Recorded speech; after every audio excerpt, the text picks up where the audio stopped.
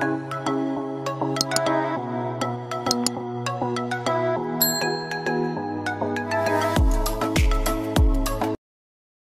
عليكم ورحمة الله تعالى وبركاته. كيفاش راكم حباباتي؟ مرحبا بكم خياتي في قناتي. عفوا على الصوت تاعي، مازالني مريضة، بصح هذا ما يمنعش كالعادة أني نقدم لكم وصفات اللي تحبوها ونحبها أنا اللي نبارطاجيها معكم باش يعني تستفادوا منها. قبل ما نبداو في الوصفة ماذا بيا أحباباتي باش تشاركوا لي في القناة وتدعموا لي دائما القناة باللايك باش يطلع الفيديو الأكثر مشاهدة، وتخلوا لي تعليقات طيبة باش نكونوا دائما تفرحوني كالعادة. قبل واش نسحقوا في هذه الوصفة نحتاجوا عندنا هنا الرز راح نديروه مع بعض. هو واش نسحقوا فيه حبيبات تاع الكورجات قطعتهم ام تي دي مع حبيبات تاع اللفت والجزر، وتقدري ديري البطاطا واش الخضره اللي عندك في الدار. انا هذا الرز درتو اكومبانيومون في الطبق تاعي، درت زيت زيتون كالعاده، درتو يتحمس مع الخضره هذيك، قليتها مليح كيما راكم تشاهدوا معايا، نحمسو واحد 5 دقائق هكذا يتحمس كامل في الزيت. تشرب هذيك الخضره تاعنا البنه تاع زيت زيتون اللي هو غذاء صحي، وهذا الطبق يصلح بزاف للرجيمات اللي يتبعوا حميه خاصه ياكلوا وما يخافوش. تبعوا معايا الوصفه، هذه الوصفه بزاف بنينه وتصلح في دقيقه، ولا يكونوا جاك ضياف ولا كش واحد على غيله ولا ما قدتوش طيبي 5 توجد. كما نقولها هاد البلا اكسبريس تمتم يوجد. هنا واش درت فقط اعشاب عطريه، ودرت الرند هنايا تبع عند العطار قولوا اعطيني اعشاب منسمه يعني عطريه يحيطك منهم، هذا واش ودرت الملح، ودرت عود تاع قرفه باش تعطينا النسمه تاع القرفه مع الخضره تجي بنينه. تبعوا معايا الاخير، الوصفه راح تعجبكم اكيد راح تدعوا لي فيها. نزيدو نحمسو كلش مع بعض. هنا الريحه راهي تطلع الله يبارك، ريحه هذوك المنسمات العطريه فيها بزاف منكهات. ما تنساوش هذا الخليط من الاعشاب العطريه روعه. نتمنى تجربوهم. وندير هنا التمرق تاعنا، ندير الماء تاعنا هنا باش تطيب هذيك الخضره.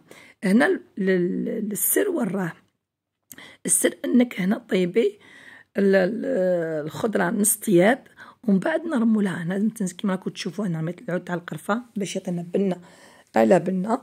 هنا بعد ما غلات الخضره تاعنا، ما قلنا نعاود نولي ما قلت لكم السر هنا في الوصفه انك بعد ما يطيب الخضره نص طياب نرمو الرز تاعنا ديريكتومون، راح تعطيناك شغل ماسيدوان بصح سريعه. طيب لك الرز تاعو ينشف مليح، طيبوا كلش مع بعضه بعد ما غلات الغليه الاولى. هنا تقدري ديري ديري كيوب تاع الجامبو ولا ديري كاش منسم اخر، كل وحده والذوق تاعها. انا عطيت لكم الطريقه تاعي وانتم شوفوا الطريقه اللي حبيتوها، تزيدوا المنكهات اللي حبيتوها. تقدروا حبات الهيل، تقدر نجمه الارض، نقدروا نديروا بزاف. هنا شوفوا الرز كيما بدا يتنفخ وبدا يطيب كيما راكم تشاهدوا معايا. تخلوا طياب فوالا. واش نديروا هنا كي راهو يتوصل. هنا بعد ما طاب الرز تاعنا درناه في الكسكاس تاعنا. هنا بعد ما درناه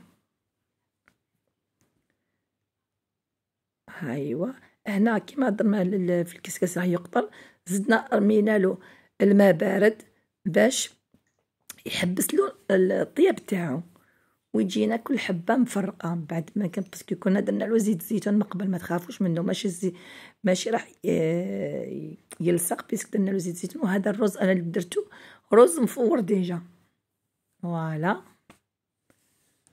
هاوليك هنا بعد ما نحيناه من الكسكاس درنا في الاناء اللي نستعملوه، زدت شويه ملح كما راكم تشاهدوا معايا، وضفت ثاني زيت زيتون.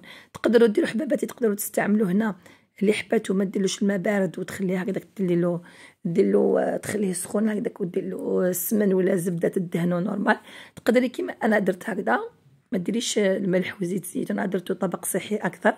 تقدري ديري هنا الماسيدوان ديريه ماسيدوان باش تزيدوا له المايونيز وتقدري ديري المايوز الزيتون، تقدري الكورنيشون، تقدري ديري واش حبيتي، البيض، الطريقه اللي حبيتيها انت. انا عطيت لكم الطريقه السهله وانتم تقدروا تبدعوا.